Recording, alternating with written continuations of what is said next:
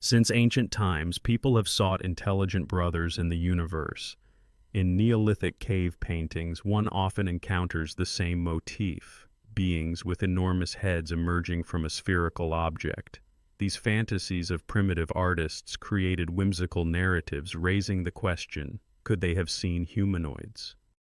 Perhaps these images are the creations of hands, tentacles, or manipulators of some other intelligence. Questions about the Tunguska meteorite, the attack of a cosmic stone, or the crash of an alien ship remain relevant. In January 2007, something strange occurred in a Siberian forest. Living beings, according to eyewitnesses, felt the approach of some cosmic wanderer to Earth. Who is watching us from the sky? Do extraterrestrial civilizations wish to engage in dialogue? There are revelations from contactees who claim that you are already being taken on a flight and you are departing. However, the return may not be guaranteed. In this context, the mysteries of the Samara Bend arise. Who lives in the Volga Reservoir? Why do fire gods and flying saucers follow the same route? Among the accounts of eyewitnesses, it is hard to find a group where at least one person has not seen this being with their own eyes. There are even safety tips for encounters with UFOs. In the Zhiguli Mountains, as locals claim, wishes come true, and the ancient ritual still works today. It is interesting to see what meteorite iron looks like.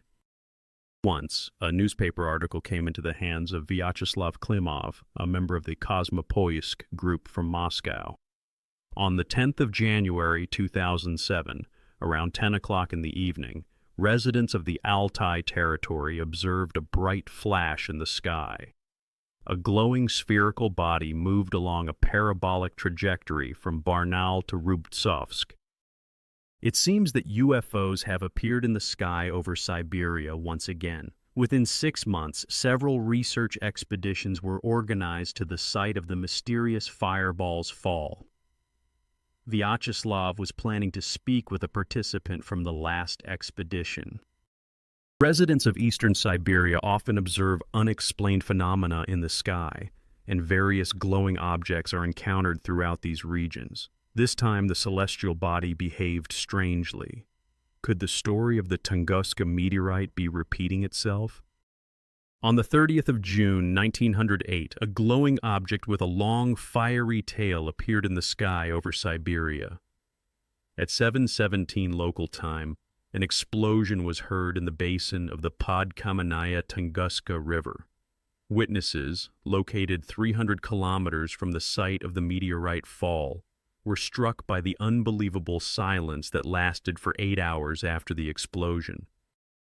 Over 100 years, numerous expeditions have failed to find any remnants of cosmic material in the area of the Tunguska meteorite fall, which allows for the hypothesis of a crash of an alien spacecraft in the Siberian taiga.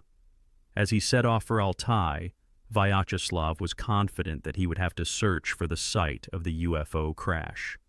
On the 4th of May, the group arrived in the village of Kayushka in the Altai territory. Local residents who witnessed the strange phenomenon reported that a day before the appearance of the unidentified object, people felt an unmotivated anxiety. Domestic animals also behaved strangely. In the area of the fall where it flew, dogs were restless. Vyacheslav Klimov shares his observations. Living beings sense the approach of some cosmic wanderer to Earth. Around 10 o'clock in the evening, the sky was illuminated by a bright flash of light and people went outside. A glowing sphere was rapidly approaching the ground. Approximately at 22:18, a deafening bang was heard.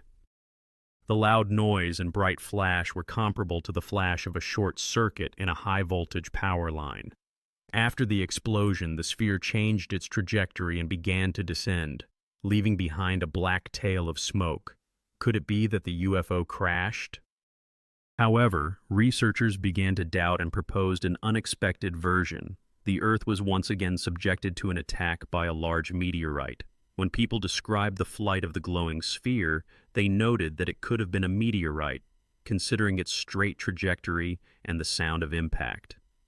To verify the theory of the falling fireball, researchers began to determine its location. For a week, stalkers explored the taiga, and finally, on the 10th of May, reached the village of Razdolnoy. Fragments of meteorite iron were discovered within a radius of 10 kilometers from it. At the site of the fall of these fragments, traces of impact left by them were found.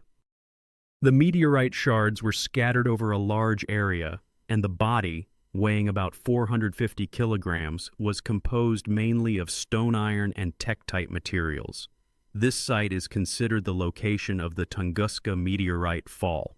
Approximately 500 kilometers from here, the Vitum bolide was observed. Interestingly, this area attracts the attention of researchers of anomalous phenomena. Fireballs and bolides are not rare in the Altai territory. Local residents observe them annually. Sometimes, fragments of meteorite iron are mistaken for ordinary stones.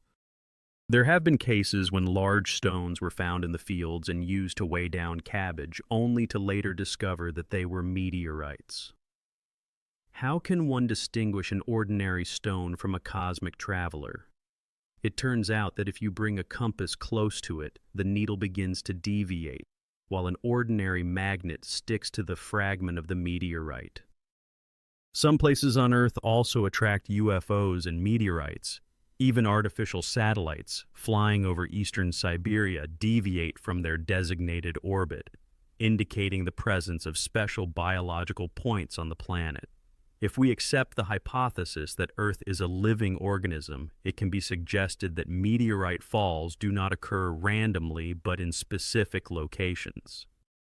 The map marks zones where anomalous phenomena occur, and statistics show that this happens most often in mountains and areas of geological faults.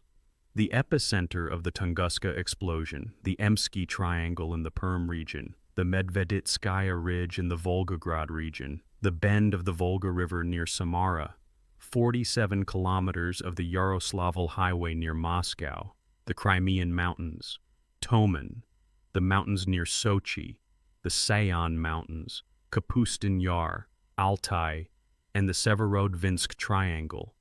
All these places are considered powerful, biologically active zones where the likelihood of observing UFOs is high. Research continues.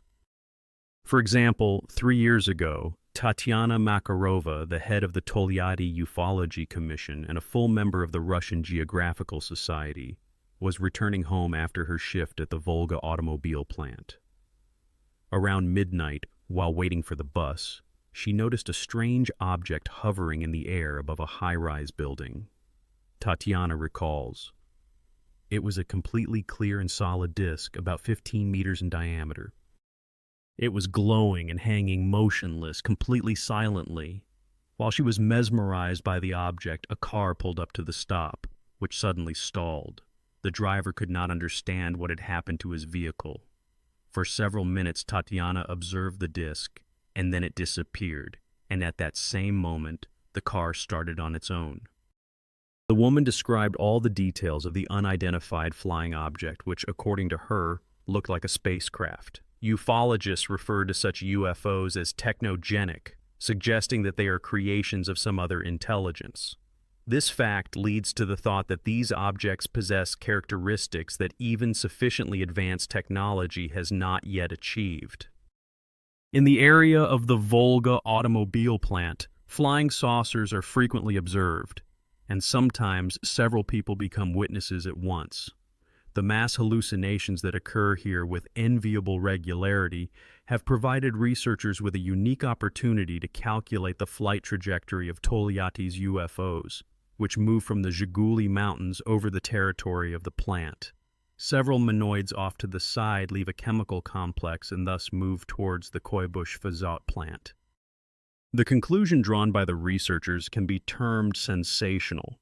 Unidentified flying objects attract large industrial enterprises in Tolyatti, specifically choosing such enormous objects. Nikolai Goryunov, a member of the Tolyatti Ufological Commission, notes that UFOs are particularly interested in power plants, especially nuclear ones. These objects have been repeatedly spotted, and bases also attract their attention. Over 15 years of observations, local ufologists have compiled a schedule of UFO flights, and it turned out that the flying saucers have several routes. The intersection point of the UFO routes is located at Samarskaya Luka, over the waters of the Volga Reservoir. Analyzing the routes of the glowing objects, Togliatti ufologists suggested that technogenic UFOs require energy. UFOs fly along specific routes almost regularly, like airplanes, and, in their opinion, serve along energy fields. Once, while fishing, Vladimir Kovalyets, the head of a project for esoteric, extreme adventure and health tourism, encountered a UFO face-to-face. He was sailing with a friend on a motorboat when a glowing sphere appeared in the sky in the middle of the Volga Reservoir. Vladimir describes, "It is clear that there are clouds, and this thing is below the clouds. It is difficult to determine the height, but about 300 meters. He continues, "Here it comes out, and it has a kind of halo. Then there was a click, and our motor died. That is, it just shut off. The wind picked up, and the boat began to drift towards the rocks. We unsuccessfully tried to start the engine while these wings spread out and hovered right above us. Power beams were sticking out from it, yes, from the glowing sphere, and we could not start the motor. It was not fun. Then, with a click, those beams went inside. Literally, right after that, the motor jerked and started, and we blasted away from them at full power." Vladimir shares his impressions. "Now you see these frames on the monitor screen. I enlarge the image. Along the hull, portholes are clearly visible, illuminated from within.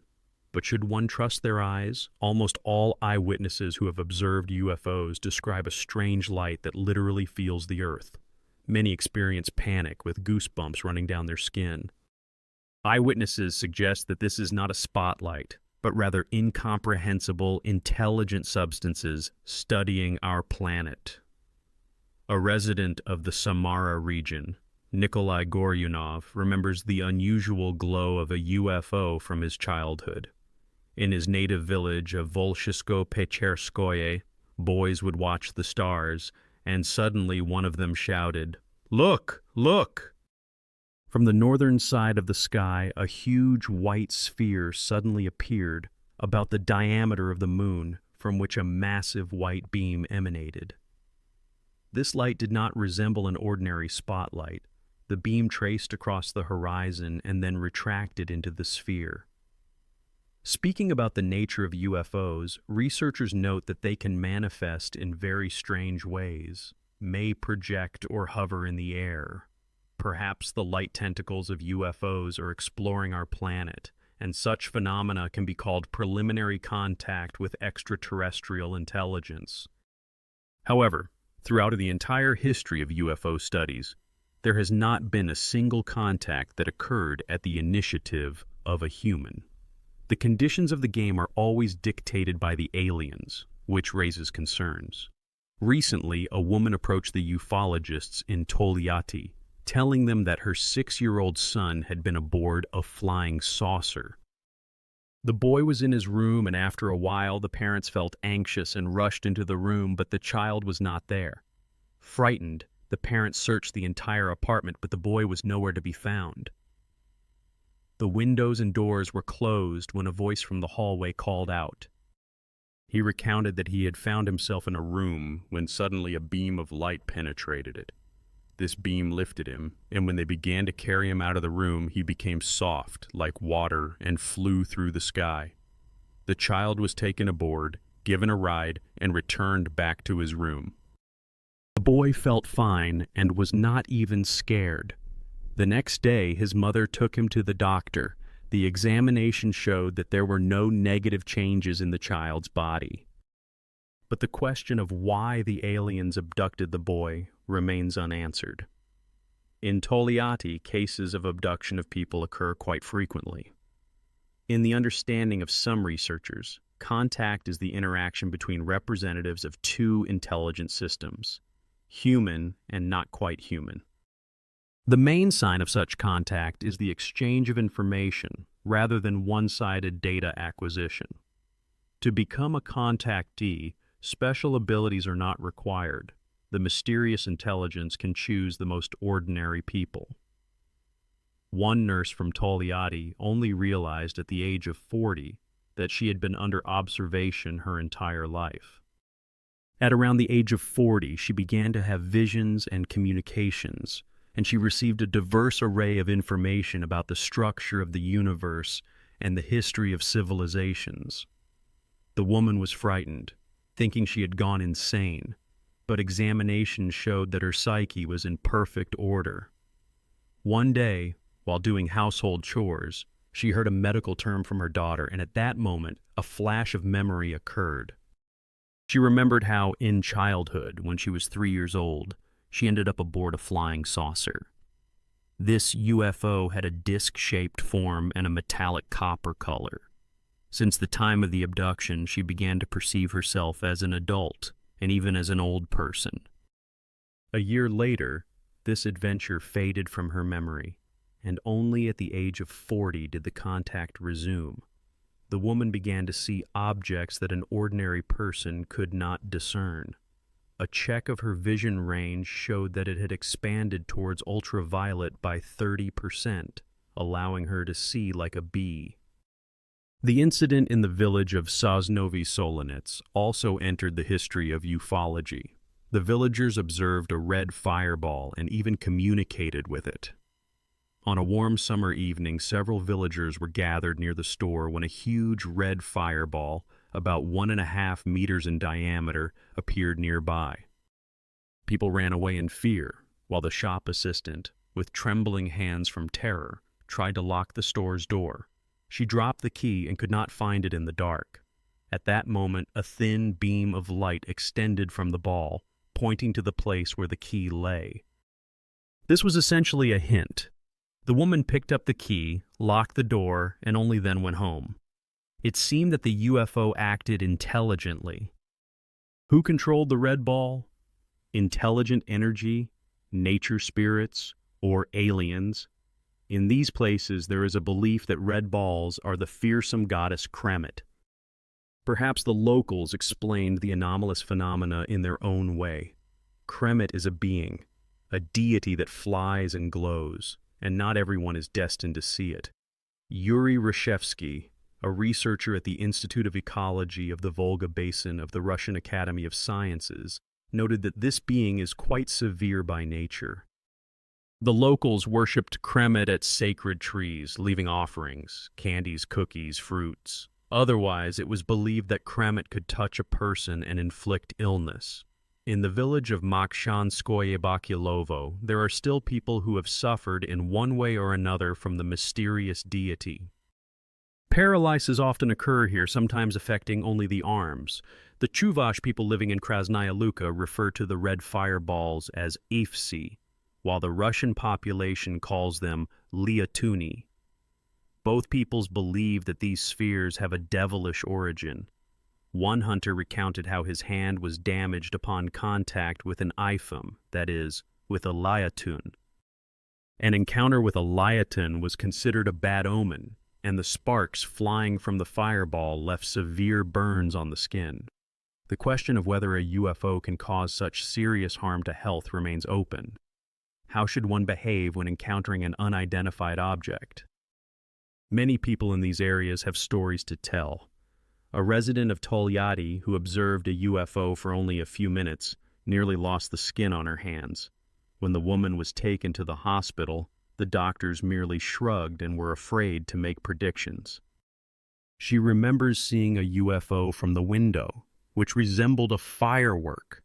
A white disc sparkled, scattering sparks around it.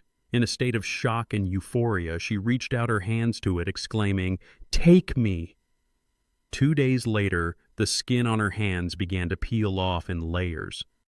After this incident, Togliatti ufologists developed safety techniques for UFO observations. First and foremost, one should not attract attention. Do not signal with a flashlight or wave your hands. It is better to find a safe shelter and carefully observe the object's behavior. Anomalous objects are quite energetically active, ranging from increased radiation to heightened ultraviolet radiation. This can lead to conjunctivitis or radiation sickness, so one should not look at an unidentified object for too long and too intently. Observations are better conducted with short glances, periodically turning away, or using protective glasses. If you discover a landing site, it is best not to enter without protective suits. The interior of a UFO has the peculiarity of leaving radiation emissions at the location where they have been. Therefore, the same safety measures should be observed. Enter this spot only for a short time with clear objectives, for example, to collect a soil or grass sample, and quickly leave the area. Local residents have left numerous legends about flying gods, glowing spheres, and strange people inhabiting the Samaruca.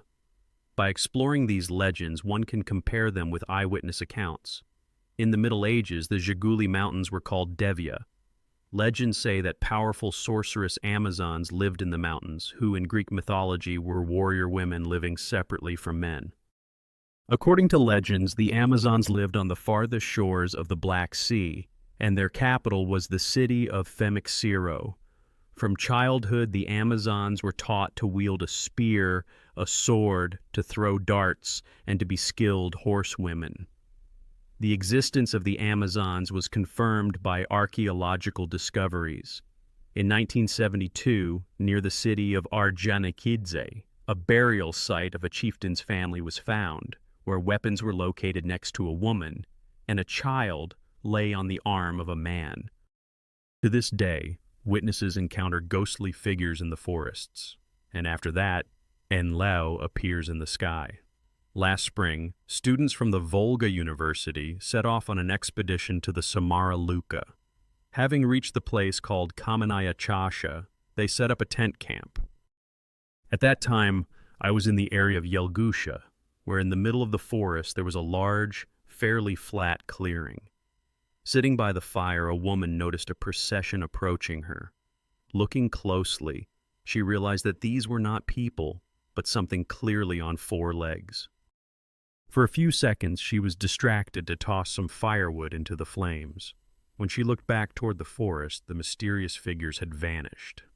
Perhaps it was an illusion caused by excitement, but when at 11:40 she saw an object in the sky that was neither a star nor an airplane nor a scooter, she was no longer surprised. The object silently ascended and soon disappeared from sight. The next morning, upon returning to the tent camp, she learned that others had also seen a UFO, and their descriptions matched her observations. This convinced her that she had not gone insane. She could not explain what exactly it was. In this area, glowing spheres were referred to as red dragons.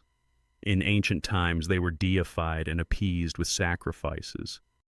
In this place, it is hard to find a company where there would not be at least one person who had seen this flying creature with their own eyes. Interest in unidentified flying objects arose for Roman Kalganov in childhood when he saw a red sphere near the hydroelectric power station. In one of his recollections, he shares, "I once saw, when we were driving to Fyodorovka, here is the settlement of Rye. It was just an ordinary red sphere that was standing still." This sight left a great impression on the boy. After enrolling in the institute, Roman began to seriously study anomalous phenomena. He believes that legends and local beliefs are the key to understanding modern events. It is nothing more than a verbal transmission of information that came out of a series of events and observations, he explains. Many legends describe a technological race or a sorcerer who possessed vimanas, flying boats, and even atomic furnaces. Based on eyewitness accounts and ancient legends, Roman, along with his friends from the Institute, created a map of the anomalous zones of Samarskaya Luka. "We need to connect electromagnetic fields and interactions in anomalous zones," he says. "All the events witnessed by eyewitnesses must be linked to strong electromagnetic radiation. Roman holds a map on which red markers indicate electromagnetic anomalies, blue markers denote UFO sighting locations, and yellow flags mark objects mentioned in local mythology. As I see it, they almost coincide, he notes. In June of last year, a group of bioenergetics from Togliatti went to the Zhiguli Mountains to study the region's energy. They stopped on the banks of the Volga, near a burial mound. Antonina Gribanova, a bioenergeticist, recalls, "An inner voice suggested to us that we should stand up and approach this place." When they reached the water, all five noticed how a screen formed on the smooth surface of the river. "We really saw the mistress of the Volga. It is not for nothing that she is called Mother Volga," Antonina recounts. Then the images on the screen changed, and they were shown a city that, according to their reasoning, was underwater. "Towers, green trees, and a church with a wooden dome," she describes. The introduction lasted a very long time. Later they received information about this city which stated that there indeed exist entities of the inhabitants who come to the surface when called. "All of them are the residents of an ancient city that sank underground as a result of a catastrophe," Antonina adds. It was a civilization that once lived on this land and created a network of interdimensional passages that allowed them to move through time and to other worlds. And those passages that these people once prepared for themselves can open up anywhere, she concludes. Is there a grain of truth in this hypothesis? During the construction of the Volga hydroelectric power station, the territory of the ancient city of Stavropol on the Volga was indeed flooded. In its place, a new city emerged, Togliatti. The construction of the hydroelectric station became a serious intervention in nature.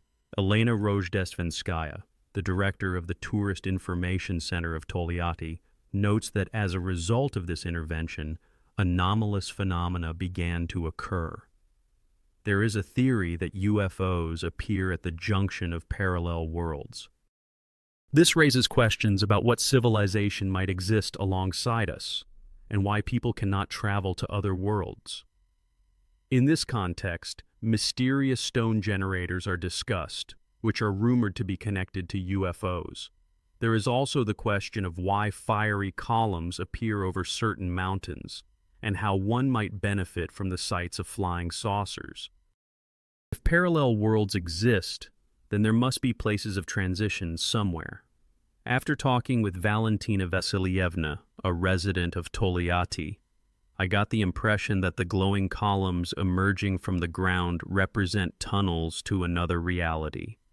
Valentina, who has spent her entire life in Togliatti, loves to come to the Samara Bend. One day, early in the morning, while on the banks of the Volga, she noticed a bright glowing point rapidly approaching the ground. Soon this point transformed into a large, doubly convex stupa. From the waters of the Volga, a beam of light rose to meet this object. The object entered the beam, descended into the water, turned horizontally, and disappeared. In the Samara Bend, light columns are often observed, which are colloquially referred to as cat's ears. These glowing formations, which have a conical shape and a height of about 1.5 to 2 meters, appear on flat ground as if out of nowhere. Forest rangers of the Zhiguli Nature Reserve tell stories about these phenomena. They explain that water flows around huge masses of Earth, creating an electromagnetic loop that causes distortions in the electromagnetic field. It can be assumed that places with such geology attract UFOs. Generators, like any other source of energy, produce electricity, and in this context, abnormal phenomena are observed in the Samara Bend. Mount Svetelka, located in the center of the Zhiguli Mountains, is considered sacred. Geologists assert that a powerful fault in the Earth's crust runs beneath it, creating maximum beneficial radiation for the human body. At the top of the mountain, the ruins of an ancient settlement remain, where, according to local beliefs, sorcerers and magicians lived. According to some sources, it was there that people who came from Mount Kailash in the 7th century resided, representing a highly developed civilization. Kailash, a sacred mountain in Tibet, is considered the center of the world and the abode of the gods. 4 great rivers originate from its slopes: the Ganges, the Indus, the Sutlej, and the Brahmaputra. According to Indian mythology, the peak of Kailash reaches into the heavens, and its slopes are covered with gold, rubies, and lapis lazuli. 4 edges of the mountain correspond to the main cardinal directions, and the cracks on the southern side resemble a swastika, a Buddhist symbol of spiritual power. Today, Mount Svitelka continues to attract people seeking power and success. Businessman Andrei Bunyakov visits Svitelka several times a year. After his first visit, amazing changes occurred in his life. He recalls, "I personally felt nothing here at first, it seemed. But returning home, some miracles began to happen to me. It was as if a tightly coiled spring started to unwind. Knowledge came to me." Andrei felt a powerful energy filling him, guiding him through life. Suddenly, he noticed that he was able to read thoughts. It was something telepathic, difficult to describe, but while communicating with people, he began to see through them as if they were transparent. A question arose. Why did Andrei's telepathic abilities awaken? Perhaps he entered into a dialogue with an extraterrestrial intelligence. He himself believes that these thoughts come to us from above, from an unknown source. Over the course of a year, his business significantly expanded. The company got rid of competitors, and Andrei rid himself of enemies. He recalls, "In business, I had a specific enemy whom I hated deeply, considering him the cause of many of my troubles. And when I returned, I simply plastered him out of my life, and he disappeared." Andrei does not know the secret of Svitelka, but he feels that the mountain possesses powerful energy that influences the subconscious and reveals a person's inner potential. There are speculations that UFOs are drawn to such faults, where ancient temples were often built, allowing people to more easily enter trance states. Perhaps that is why there is a belief that a wish made at Svitelka will surely come true. Svitelka gathers numerous lightning strikes. This is energy capable of fulfilling wishes. To do this, one must take a small stone and place it in the pyramid of spirits. The stone, chosen at the foot of Svitelka, must be of the correct shape. Upon reaching the summit, one needs to concentrate and make a wish. At the moment when everything aligns, the palm turns, the stone falls, and it begins to be influenced by forces similar to those used in shamanic practices. If the stone lands in the pyramid, the wish will soon be fulfilled. If it rolls away far, it means the wish will not come true. Alla and Liusia, students, share their impressions. Liusia recounts that after visiting Svitelka, inexplicable things began to happen in her life. Climbing to the top of the mountain, she made a bold wish: "Let everything I want come true." Her stone landed directly in the pyramid. She notes, "If I start pressing on my temples, it is believed that if you have abilities, they become stronger. After that, my wishes came true to such an extent that I was in shock." Strange events began to happen to her in the city. One day, while preparing to return a small amount of money to a friend, she received change in a minibus and, approaching her friend, opened her hand, discovering that the amount was in her hands. There are no objective explanations for this phenomenon. Could it be that the money materialized? Perhaps Liusia made contact with an extraterrestrial intelligence. Be that as it may, the fact remains. Having visited the largest flying saucer testing ground, the girl developed paranormal abilities. What is a UFO? Alien ships? Another form of existence or inhabitants of parallel worlds? No one knows.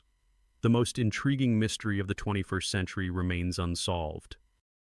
In Togliatti, she was gifted a dream book, and she was surprised to discover that UFOs influence our lives even in dreams. A sighting of a flying saucer in the sky promises a new pleasant event, successful overcoming of difficulties, or marriage to an extraordinary personality.